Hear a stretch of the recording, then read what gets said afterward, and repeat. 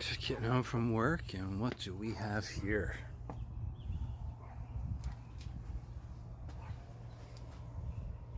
Ooh, I can't wait to show you guys what's inside here. Ooh. So as you saw, I had a package waiting for me when I got home. It's been a little while since I've ordered this thing, but as a collector, you know that sometimes you kind of have to wait it out. Without further ado, though, let's open it up and see what we got here.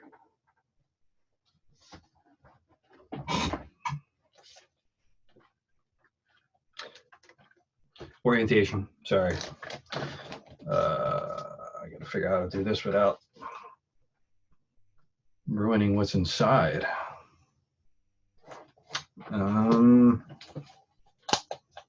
Try pulling the tape first, see what I get.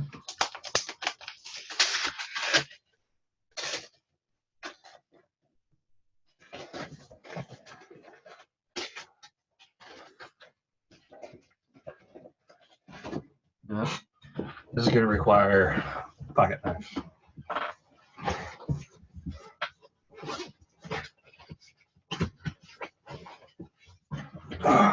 Okay. Small blade, so I don't ruin it.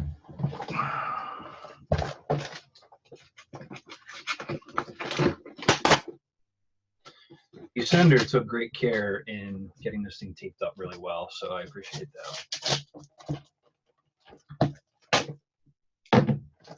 Came from Singapore.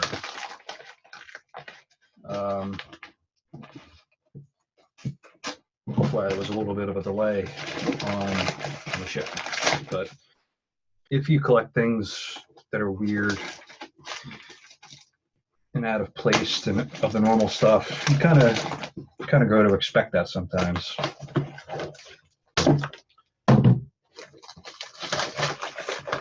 Okay, almost got the outer part of it off here. Okay. Right. A router finally got here. Yes. It's plug and play. Conserves energy. It's great. I'll be doing a full review on it actually. Kidding. That's not what it is. How dumb would that be though?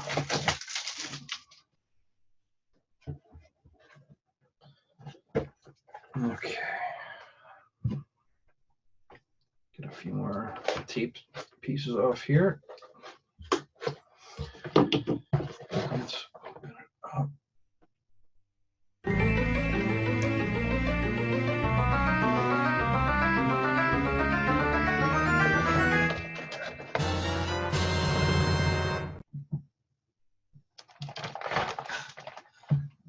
It's the M.A.S.K Crusaders.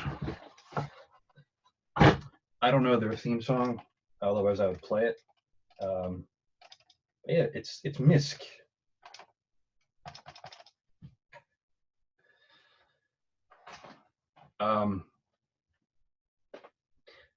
The funny thing is that with this set, I talked about it a little while ago. I've seen this set pop up periodically from time to time, and I never moved on it because I was more focused on collecting the all right, so Argentina stuff is bootleg. We have to accept that. That was like the branch out of one after I collected the main set, not box, of course. I just don't have the money or the space for that. But I've seen these pop up from time to time, and I had to act on this one. So let's open it up. Let's see what we got. Sealed very nicely. So the seller took great care here. I'm not going to use the knife here because it'll probably damage the box, although I might have to.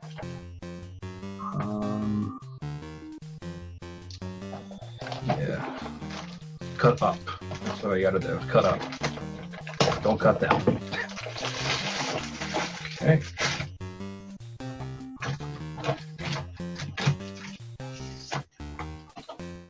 Man. All right.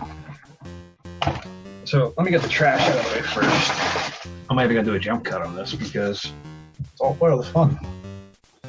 Watch me stand up, put trash in the trash can. There we go. Okay. So for those of you who speak this language, yeah, you got it going on there. So I made fun of this logo, the M.A.S.K logo. Okay, look how small the S is. It's so stupid. But and then let's open it up and let's look at scale based off of current M.A.S.K figures and just kind of take a look at each one of them individually. But before we do that, though, I'm gonna stop the video for a second and just post some high-res pictures of the items here. And that way, there, if you want to pause it, take a look at it a little bit differently, you can. And after that, we'll jump into taking a look at them and comparing them. So I'll stop here for a second.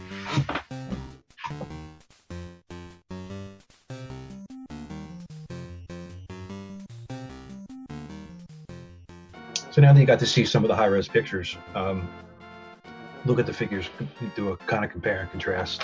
Well, one thing I wanted to show you as I was looking at the box.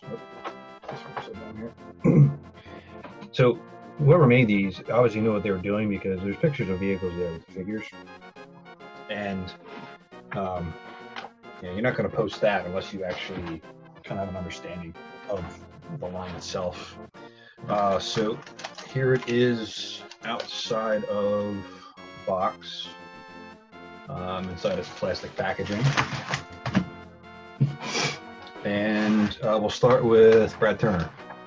Now, they're scale-wise, actually, we'll show some scale first, actually. But I do have Brad Turner in my hand. Here he is compared to He-Man. Kind of get an idea. And here he is next to Snake Eyes, so you can kind of get an idea. Pretty similar in size to a G.I. Joe. They're a little beefier on the upper torso. I'm guessing these guys really worked out a lot. Out of the figures here, out of the set, I think Brad has the worst representation. That's him with his mask on, and it just doesn't, it doesn't capture it. And here he is by comparison, so you can see the fundamental differences in it. It's the worst one, I think, out of them. Plus his legs don't move either. I'm not even going to attempt to move them, just out of fear of them breaking off completely. Take a look here at Dusty. Now his figure doesn't look that bad. His legs are wet. I'm sure that's great. And here he is here. Colors are a little off, but you can't really put it past. It's a bootleg, M.A.S.K is okay. Obviously, it's a little large, but you can see the color differences and kind of pick out that there. And let's take a look next at Bruce Sato. Colors again are off, but again, you can't really fault it. It's a bootleg set, so. Apparently he has an accessory that comes off his hand. I don't know. And the legs are sticky. I don't know if that's just from being like in a hot truck or plane or something. Here he is with the mask on. And here's his counterpart. That's weird. Here's the one that everybody was kind of making fun of, and it's easy to tell. That's yeah. look how gigantic his upper body is. That's ridiculous, even for a bootleg. Just comparison size. You can kind of see it there. Like, they're crazy. Many people compare this one to as basically it's the only Wilford Brimley action figure that's out there. I don't know if you can see it on here. Like, it's just like weird, like residue. Here's with his mask on. Here's his counterpart. Now, I will say that, I mean, with the mask on, it looks pretty intimidating. And especially on a set where 4 of them are mask agents, only 1 is a Venom agent. I guess he has to have a little bit more of a presence to him, right? And finally, take a look at Matt-Trakker here. Some discoloration on the gray. I would expect that. I would imagine these are probably from 86 or so. I'll look for dates on them in a minute after I find a way to get this on his head. It's about as far as it's going. Okay. I'll be displaying these in the box. There we go. I do like the yellow this actually has in it. It helps bring it out. I don't like the yellow shoes, but I like the yellow on the legs. It helps give it a little bit of a different, different draw, kind of just a little bit of pop of color.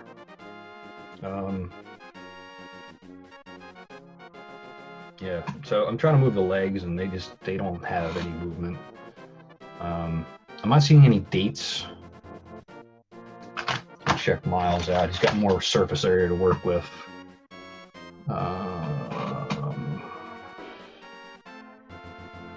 No dates that I can see. So it comes with like I think it's guns too that they use. I'm not going to take them out, but they just look like standard, like Lego guns almost. I'll take one out so you can see it. Like, they look like this. Some of them are rifles, some of them are handguns.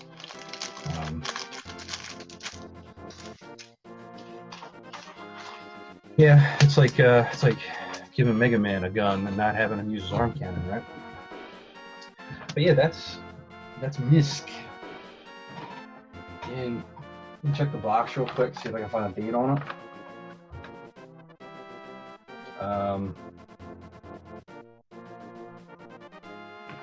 No date that I can see.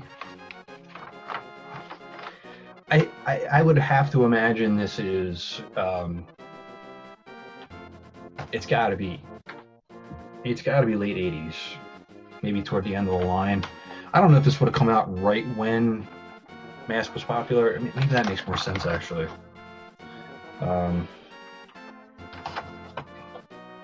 Because if I remember correctly, check some here. I just want to look at the first line of the toys and see the production. I think they were Hong Kong. Yes, it is. Thunderhawk was made in Hong Kong, so it would make sense that overseas would see these things and be able to make a bootleg out of it, essentially. They didn't do it right, but they did it anyway. So, yeah, that's M.A.S.K. If you have any questions about it, let me know. It's a piece of my collection that I wanted for a while, and not everybody has the opportunity to do stuff like that. And fortunately, I did after selling some other parts of my collection, not my M.A.S.K collection, but other stuff. Downsize to upsize, I guess, would be the philosophy on this. Yeah, so some good old M.A.S.K. I hope you enjoyed it. I will certainly enjoy it, and you'll see it prominently displayed in upcoming intros of the show as well. So keep an eye out for that. Good. If you have any questions, let me know. This is Bill from Matt-Trakker.com. And what did I get myself into?